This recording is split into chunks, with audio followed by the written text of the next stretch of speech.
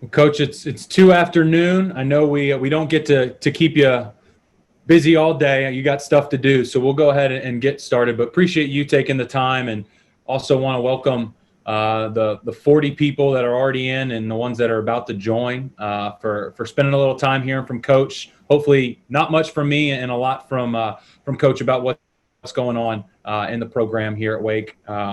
First off, just want a housekeeping item. Everyone's going to be muted except for Coach and I, but we encourage you to use the chat function here. Any questions that might pop up or follow-up thoughts, and I'll try to do my best to keep track of that and bring those in. I know we have a lot of questions submitted in advance, and so we're going to try and tackle those as well. But Coach, thanks for joining. Just want to kind of give you a chance to give us a general update on how you're doing. It's about halfway through the semester, I know. At least it was last week for all of our student athletes. How's the staff? How are the student athletes handling everything right now? You guys doing all right? They're doing great. Everyone appears to be healthy at this point. We get COVID checked quite often, and our student athletes and staff have done a tremendous job of staying healthy and continuing to do the right thing. And it's not always easy as a college student to be living a lifestyle that is not, I guess it's not emphasized to go around, and your social life can't be that important. And it can't be that, you can't be that social butterfly and out there touching and hugging and saying hi to everybody. I think they've done a great job in having the ability to stay healthy, and our administration's done great in testing so often. The university as a whole has done tremendous so far. Well, that's awesome to hear. It's funny, the more I talk and hear from folks, whether it's coaches speaking like you just did on how incredible our student athletes have been as leaders, and just the campus community in general of doing what is necessary to stay healthy and safe and keep everybody here. I think what I was like when I was 18 to 22, and I'm glad I'm not that age right now, because I don't know how smart I would have been, but appreciate what you've done to kind of help guide them through that. I think the last time we heard from you on kind of one of these program updates, it was the springtime. Still a lot is changing to this day, but certainly a lot has happened between now and then. Can you kind of walk us through, at least from the program perspective, what's gone on from that spring update to where we are now here in the fall? Things literally changed by the day, and it looked like we weren't going to have a cross-country season, and we plowed ahead and had a cross-country season, and we're now coming to the close of that season. So our goals remain staying healthy every day to just get to next week and not have people contact trace or get sick. In the meantime, our kids came back to school. We've got all the event areas out there practicing. I think the sprints, jumps, throws, all those young student athletes have been practicing now probably a month and a half. And the energy out there is awesome. You know, we went a long period of time without seeing our student athletes, and to start seeing them out there working hard, getting fit, it's really inspiring to come in every day and be part of that. So they keep us going. They keep us happy, and it's just a joy to get out to practice every day. That's awesome. And you mentioned it already kind of twice, the testing side and the getting them back to campus. Can you maybe go into some specifics on what the actual protocols have been for you guys, whether it was just getting them back, and then now once they are here, especially once competition has started, what does that look like for you guys on a day-to-day basis? So when they came back, they isolated for 48 hours and then went a period of about a week where they weren't allowed to practice as a group. And then everybody tested negative, and then we started getting into practice. The day-to-day grind of practice, it appeared to be super cumbersome at first, but then the young people adapt a lot better than me, a lot better than I do. So they come to practice, they're wearing their masks, they go out on the run, they're able to take the masks off, and they put them on immediately when they're done with their run. And again, I can't say enough how well they've adapted to the processes that we put in place, all the protocol. We had some hiccups at the beginning, people go in through a door they shouldn't have gone in, instead of coming out that door, and all of that worked itself out, and these kids have been great. And so it hasn't been as bad as we thought it would be. And now we're starting to compete. So we competed on Friday. We had a small home meet, and yesterday after our long run, the cross country kids were tested again. We all came out negative. I can say that.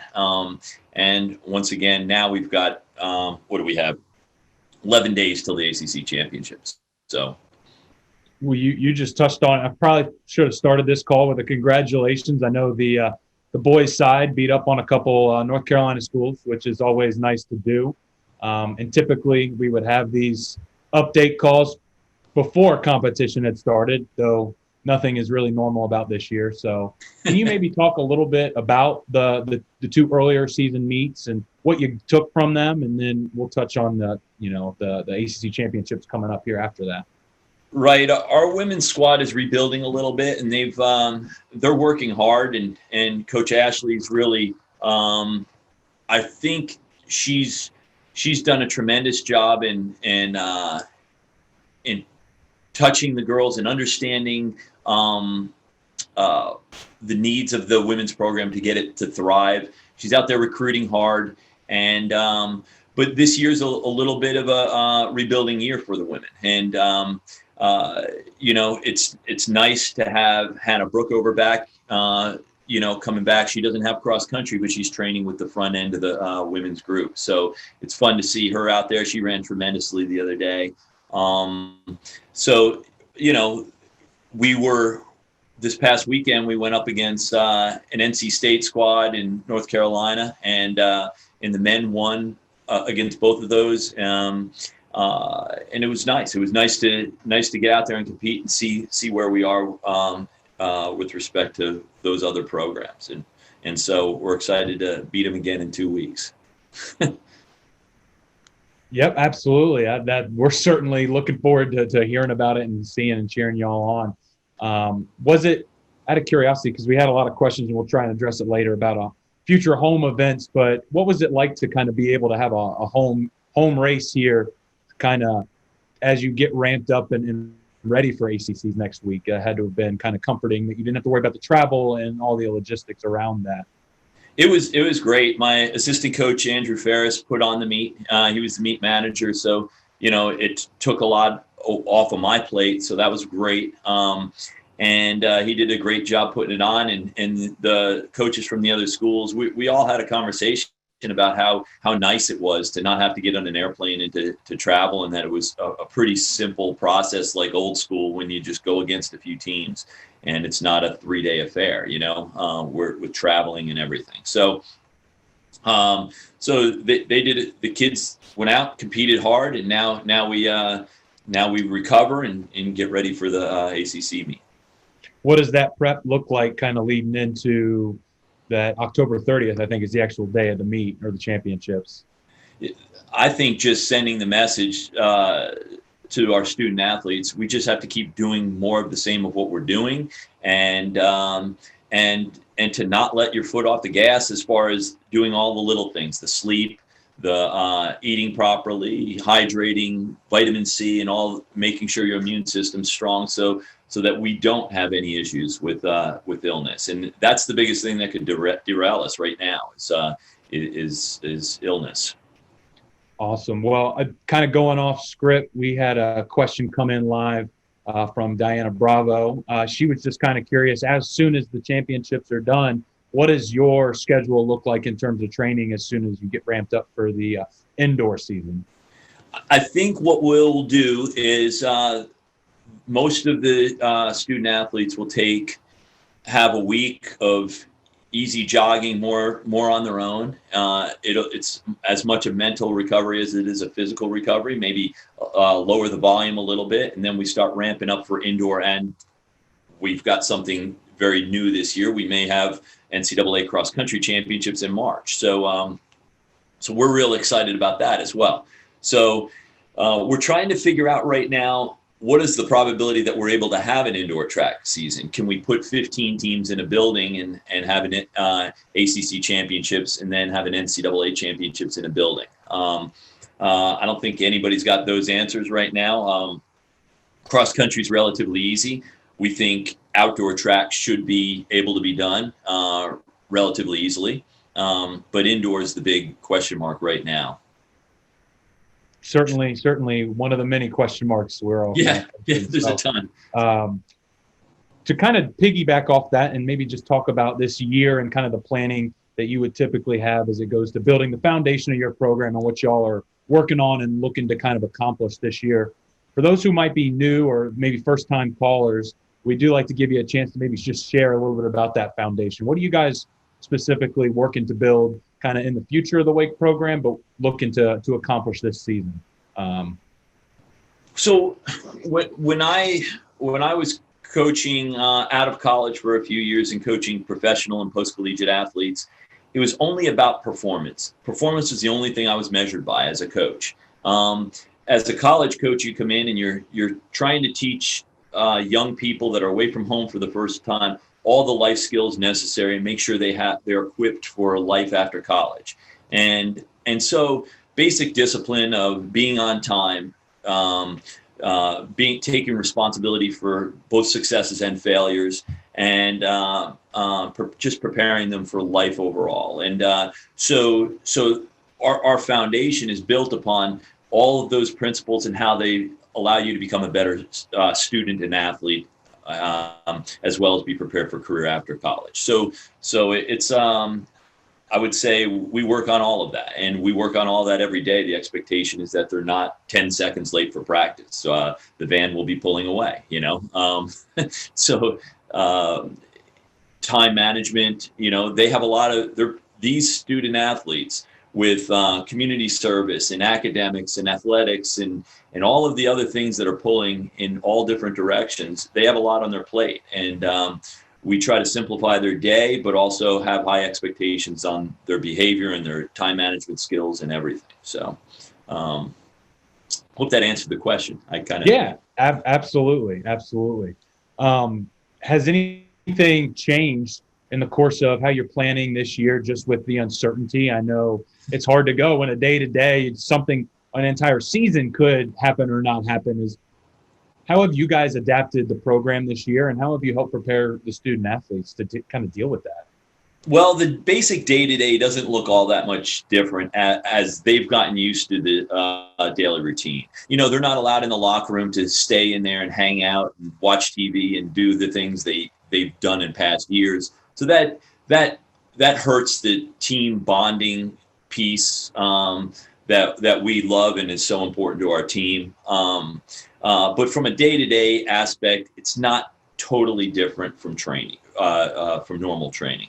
What is different is the ability to have a student athlete come into your office and just have regular conversations. We have to go and open the door every time to allow them into the building. So planning the indoor season, are we going to have it? How is it planned in the budget? Do we bring the kids back early, or do we bring them back when the dorms open up? Again, we've got to ask the question, are we going to have indoor track? And are we going to have cross country in the winter? So all these questions, unfortunately, we haven't been able to answer all the questions for our student athletes and their families at this point because we don't have answers to them yet. And we're trying to work hard to set them up to come back at an appropriate time and be ready to work for the spring. So I can only tell you that there's just a lot of questions that still need to be answered. So Absolutely. Well, you almost kind of answered my next question, but I'm going to still throw it out there, kind of regarding the team meetings and team activities. And you mentioned the not being able to hang out in the locker room and the bonding atmosphere that provides. Are you guys able to do any of that to some extent? Does it have to be outside? How is the staff and all the support coaches, and how are everyone kind of getting together and help plan what you need to do week by week or whenever you guys are touching base? Yeah, face-to-face team meetings we'll do once every Thursday, where we bring the whole team in and we talk and we social distance and we have our masks on, and I try to yell through my mask and it's hard for the whole team to hear us. But we do that once a week to just bring everybody together and to allow our captains and leadership and all the staff to say something to the student athletes. We occasionally do Zoom meetings, and that's different. And we've had some technical difficulties a few times, but that's another method that we use. But it's moving along. We just I think all the student athletes and the staff, we're happy to be here and moving in the right direction every day. We've got we have nutritionists that will come out to our Thursday practice and sometimes our meetings. We have a sports psychologist that's out there to be part of our see how the interaction is with our team and how the students are dealing with COVID and all the complexities that this has brought in to team dynamics and daily life at Wake Forest. Could you maybe share a little bit? You just mentioned the sports nutritionist team, and then also our sports psychology department with Rachel Conway. And I think if I remember correctly, when you came here, those might not have actually been in place. And right. Certainly I'm very thankful to all those who have helped kind of put that support services for our student athletes that certainly has kind of helped them perform in and out of competition. Could you maybe highlight a time or two where how you guys utilize them in the program or how they've been helpful, especially over the last 6 months? I can only imagine as things have gone virtual, just having those resources there for them has been a huge benefit. It's just another one of the things that's put in place. And you're right. When I got here, I think sports nutrition was just starting to get going. And Dr. Conway came in a few years later, and and also academic support with Kristen Weiss. She is so tremendous for the kids. All of them, so many of them lean on her. So she's got 80 young student athletes just in our sport alone that she guides through the whole academic piece. And she's kind of their mother away from home, and she's under 30 years old. But she does such a tremendous job. I think upon graduation, most of these student athletes, they just absolutely love Kristen. So that's a huge benefit for us as well. But, we've got the nutrition center. It's a 2-minute walk off the track. Sports med is a 1 or 2 minute walk just to get into the training room. And Dr. Conway's office is right down the hall from mine. So all the resources within a close walk. Again, we try to simplify their day to allow them to achieve high results and success rates. It's funny you say that, how they do have so much on time demands, and we ask them to do a lot, and they have to do a lot, and they are doing a lot. And I just think like how convenient that it is all in that same area. You mentioned right off the track, they can go and get refueled. And I think for me, and back in my time, I would have just been thankful because I was lazy, not because I had a lot of time. So glad that it's been efficient for you guys and you guys are able to utilize it. Been talking about some of the support for student athletes. Maybe want to dive into some specific student athletes in particular. Maybe you could highlight some of the leaders of the program, and I'm sure they've certainly stood out, maybe some new ones over the course of this year. Is there anyone in particular that's just kind of taken a step up and really helped you guys? We've had so many. To be quite honest with you, we have our captains Elijah Shalloway and Sydney Daly have done a great job. We have Carter Coughlin and Jack Tiernan and Anna Campbell and Andrew White. We've had so many step up, and that's been the beautiful thing about this young group. They've just done a really, really good job in supporting their teammates in times that aren't necessarily greatest, and really made this a positive experience. And I couldn't be more proud of the student athletes on our team and how they've reacted to the adversity.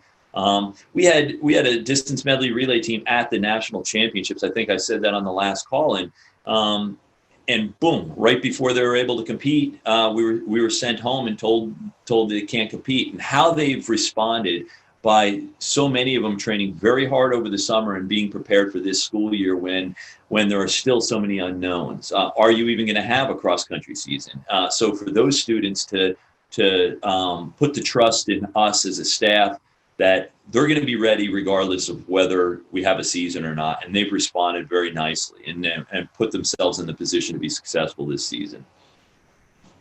So that's certainly, it's great. I certainly think that mentality is more evident now than ever. Just the type of person that Wake Forest is, in particular, our student athletes are, and being able to refocus and reframe. It's just, honestly, it's inspiring, and it seems to be a mentality from the top down, whether it's Dr. Hatch and obviously John Curry, our athletic director, really being guiding lights and getting us back to competition. So it's great to see that you're seeing that on a daily basis too. Definitely. You mentioned some of the younger athletes that have stepped up to be leaders. I'd be kind of curious, and I know some of our questions that were sent in beforehand, how have they, it's got to be a difficult time to be a new face in a new area. How are the, especially freshmen, new faces to the program doing? And how have they been able to kind of integrate with the veterans, the returners, with limited time before getting back to campus? To me, honestly, the toughest position are my grad students. They're the ones, you know, when we're recruiting somebody off of another roster that's decided to transfer and do grad studies here at Wake Forest, you know, we're telling them all the benefits of coming to Wake Forest, just like we do recruiting a freshman or a high school student.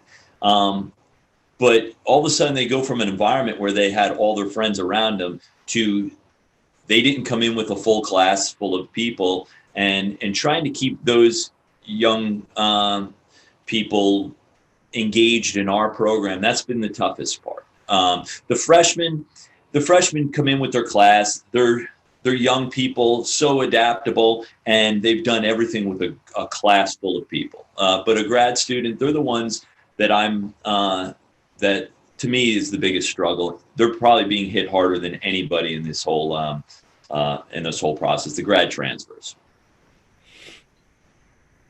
As we kind of transition to talking about what's kind of in the future, and we're already kind of focused on the student athlete, out of curiosity, I'd love to hear your thoughts on how important are former student athletes to the program? We've got a ton on the call, and we've got questions from them that I want to make sure I get to. But maybe if there's a message for those that are kind of currently up to date on what's going on and engaged, and for those who might be interested in just kind of learning more about how they can do that. Well, we need them probably more than ever right now. We're trying to engage a little bit more, and trying to have a home meet, which wasn't able to happen this past year. And I saw a question about whether it's going to happen this coming year. We'll probably know by January. If we can't have fans, we're not going to do it, because the success of that meet is predicated on having fans and engaging in the whole meet. So we'll do it as soon as we're able to do it. So I hope that answers that question. That's a huge priority in our program. But for graduate, some former student athletes, we need you guys. And college track and cross country are it's a non-revenue sport. We're not packing stadiums with 40,000 people.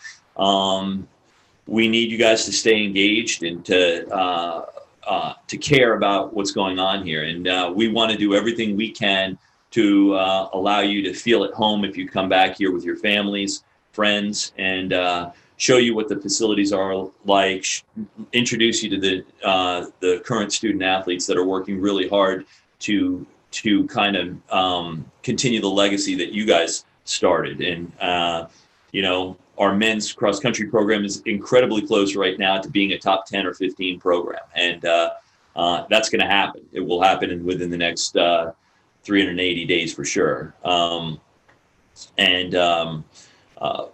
what do you guys want to see from your former program, right?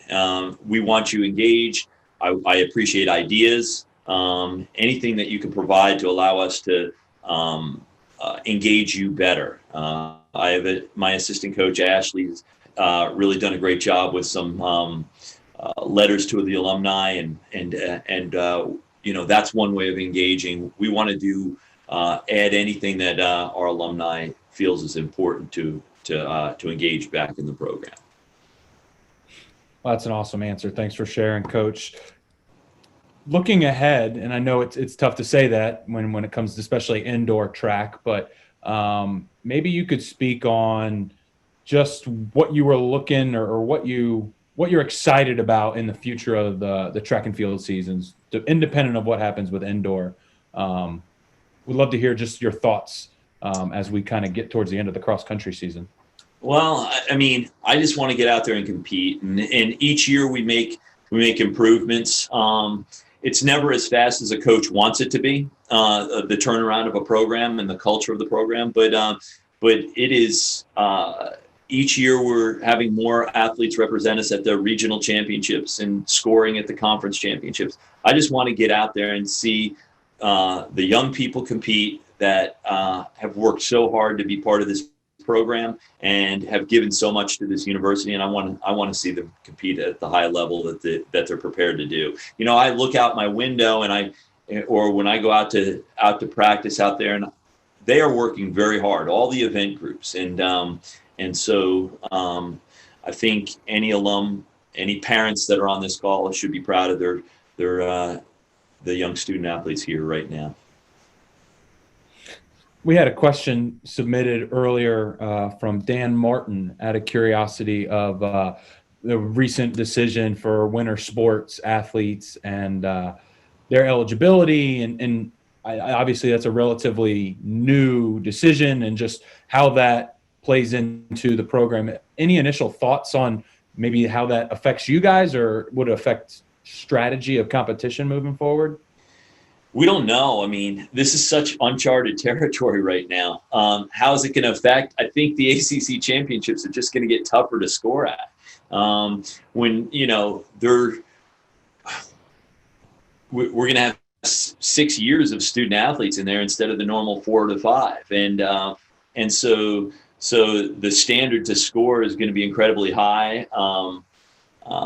It's fun. I love competition. I love high levels of competition. So it's another obstacle, but one that we're excited to tackle. I don't know how it's going to all play out. I think it's concerning if the NCAA continues to give people free years on how we're going to work through that issue and staggering athletic scholarship and bringing in new student athletes and giving them an opportunity to. All of that remains to be seen how that's going to be accomplished. But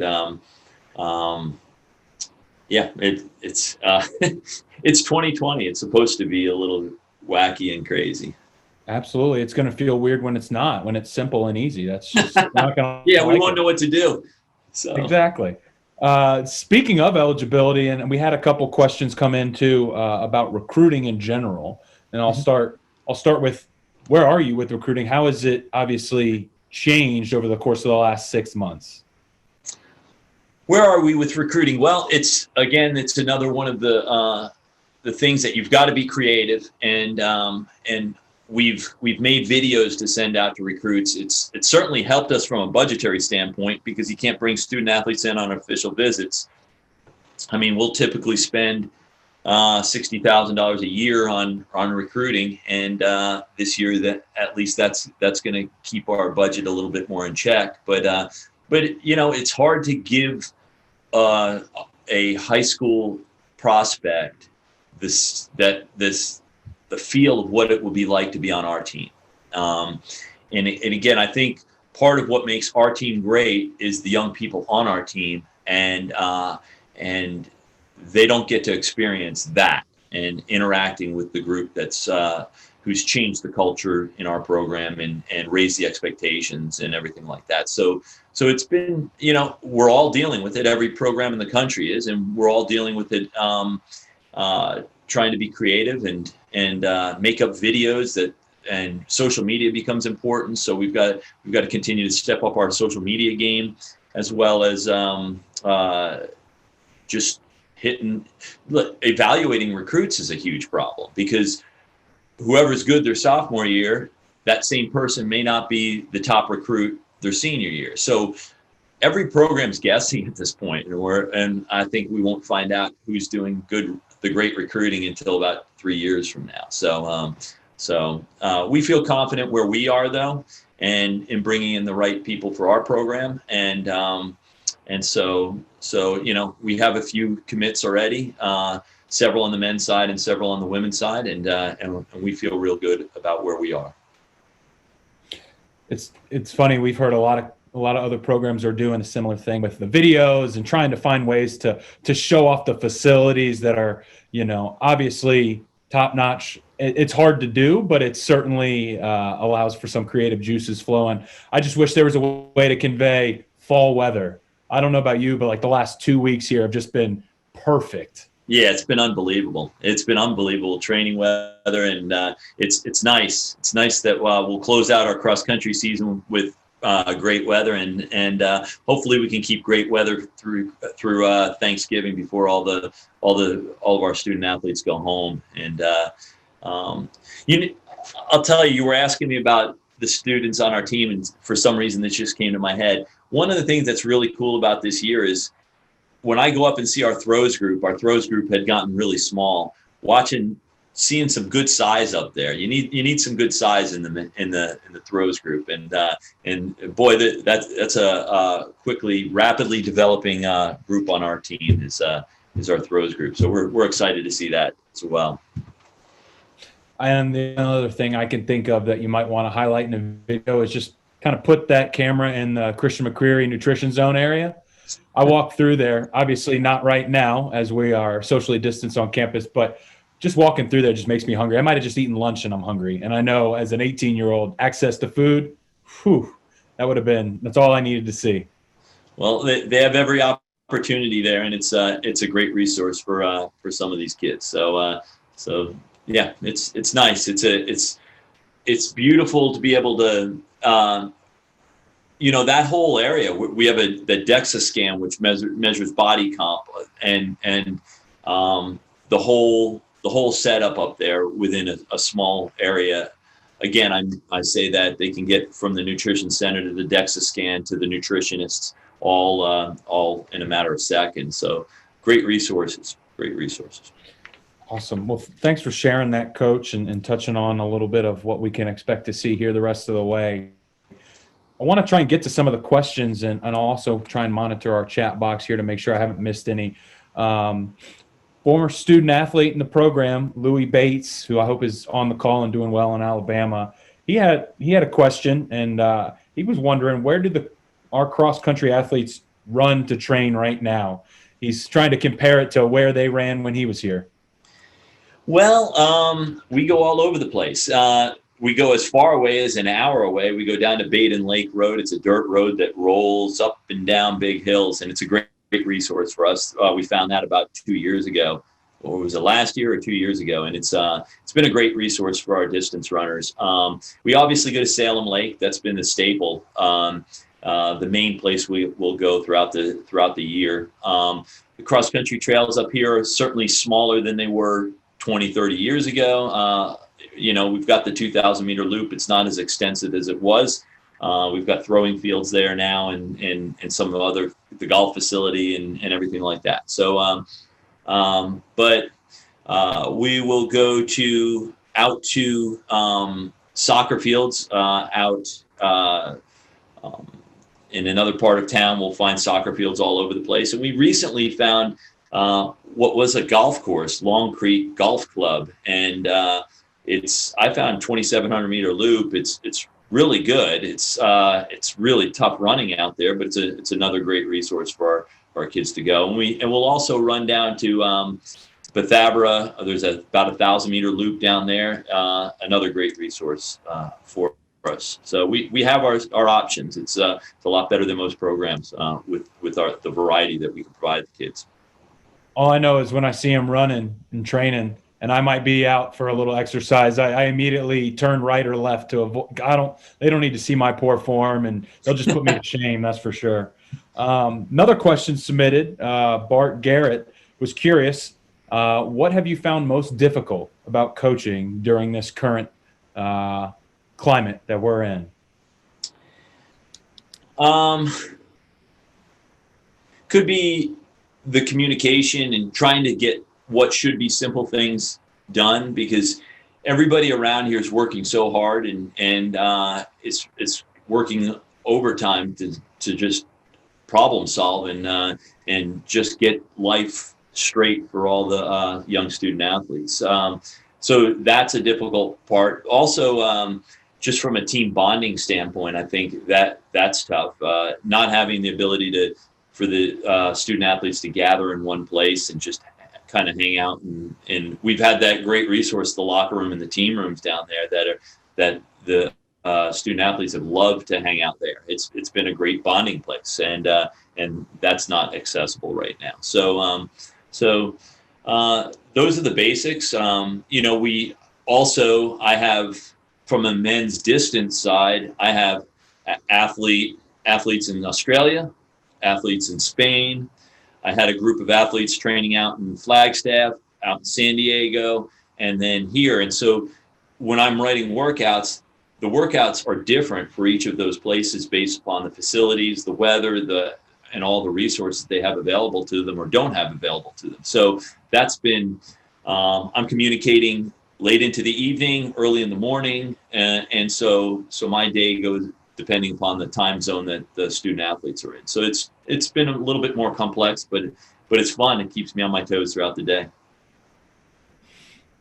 We just had a question come in from Tiffany Coughlin, curious about update on Spectators for the ACC Championships.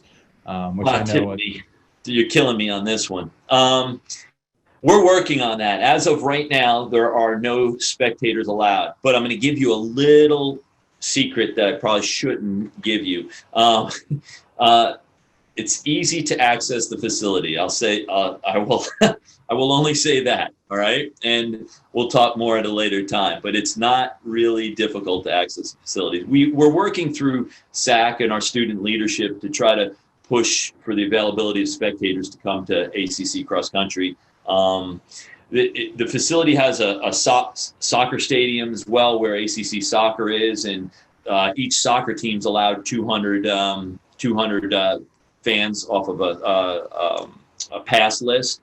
And so we're going to try. We've got not a long time period to get this done, but we're going to try to get fans allowed in there. They just told us Friday that none were allowed, and we're fighting that battle. So, and we'll fight it all the way to the end, because I think it would be a shame to not allow at least 2 on every student athlete's pass list, or 13, 15 per team, or something like that. That would not be a crowded environment to hold the ACC championships. Cross country, everyone's all over the place. They're not typically on top of one another like they would be in a stadium. So I'm hopeful of it, but certainly not entirely sure yet. I like that advice. It's not too hard to find a vantage point or access, and just leave it at that. Got to think outside the box. Exactly. Hey, absolutely. That's what 2020 is all about. Regardless, wear a mask, please. There you go. Absolutely. One of the last questions that we got, and I think it was from Jim Simeon, who's another former student athlete in the program, asked, what can they do to help?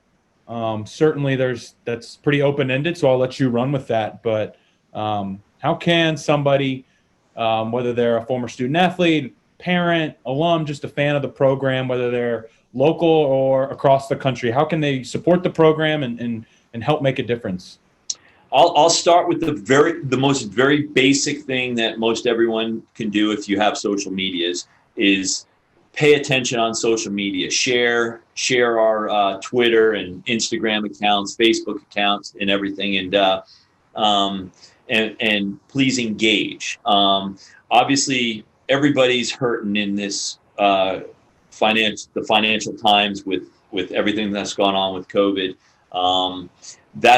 That's a real battle we're going to be fighting. The financial battle is one that's going to impact our program over the next 5 to 10 years or sooner. And that's the one I'm the most concerned about, to be quite honest with you.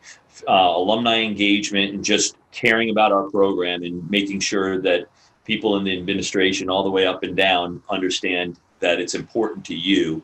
And obviously the financial piece where we're getting pinched in our athletic department. So that's the real answer to that. And but just care, please. Friends, family, long after your children graduate from Wake Forest, please stay in contact with our program. It's important, and we're hopefully impacting in a positive way a lot of young people's lives. And so any involvement you can have or sharing of social media or obviously the financial support is very important to us at this point.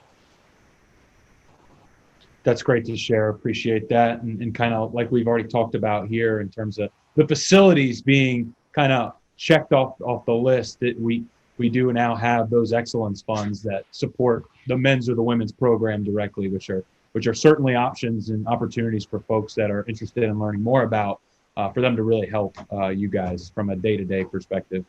Yeah, the hard part is, endowing a scholarship. It takes a lot of money. And that's going to be the future question that's going to be asked in men's track programs all across the country. Less so on the women's side, but in any non-revenue sport, that's the reality that we're facing. And to endow a scholarship is probably around $1 million. And so how do we do that? Can we just have small donations that impact everything helps, impacting our operational budget, but endowing the scholarships is where we're really getting hit, and that's just the reality of where we are in 2020. With where we are in the program, I'm so excited about the future. I think we've got so many positives going our direction with the kids that we have in the program, and our staff is working hard. We just want to keep doing what we're doing. And hopefully have a lot of fan and alumni engagement.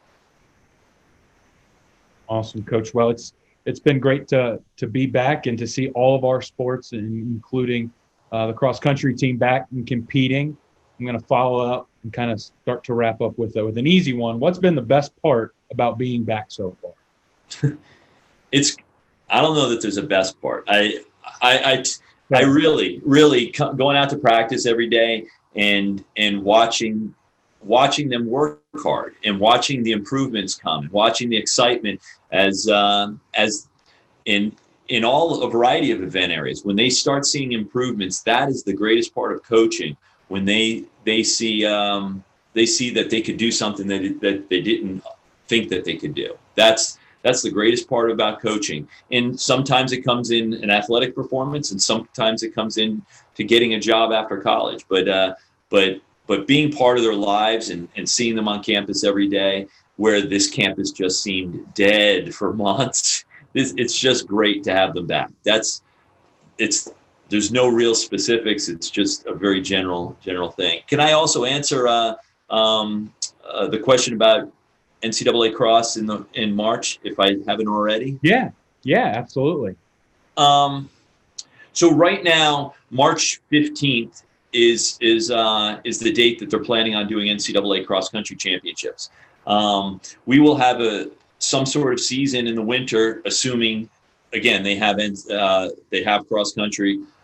Again, that's easier to picture than indoor track, but we're banking on both of them happening. March 15th in Stillwater, Oklahoma is NCAA Championships, and they will pick it based upon a committee. So it's a little bit like a popularity contest. And that the part of the problem is we don't have all of our top athletes back on campus right now.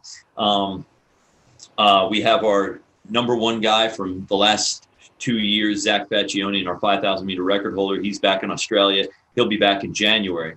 But they're gonna choose the 31 teams at NCAA cross country championships based upon conference championships, which is obviously in less than 2 weeks, and the whole body of work. So we feel like we've got a strong enough team that we're going to go out there and crush some people in February and March.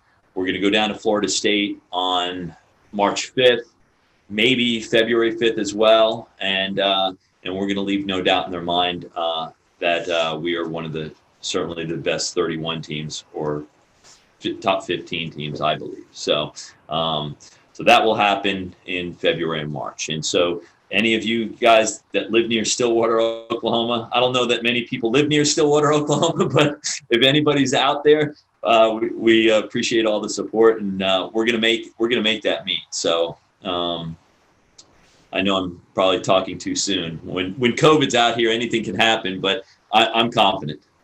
I love it. No, I love the confidence. Go ahead and book the flights out there. Nobody lives near there, but we can fly there, right? Right, exactly. Awesome. Well, Coach, I know we're kind of coming up towards the end of the hour, and want to first off just thank you for your time. Thank everyone for joining us, and want to just offer up the remaining kind of couple of minutes to anything that you want to share with Deacon Nation as we kind of wrap up our lunch update. I'm incredibly proud to be leading this program, and every day I'm excited to come to work and see the young people, young student athletes. And thank you if you're a parent of a student in our program. You've done a great job raising your children, and we're excited to see them every day. And we're getting better. We're working very, very hard, and please stay in touch. And if I didn't adequately answer a question of yours, please feel free to email me. I have no problem answering any questions or any additional questions you may have. So thank you for spending the time here with us for the last 50 minutes. And I'm excited to be a Demon Deacon. Go Deeks. Awesome. Go Deeks. Thank you, Coach, and thank you everyone for joining. All right. Have a good day, guys. You too.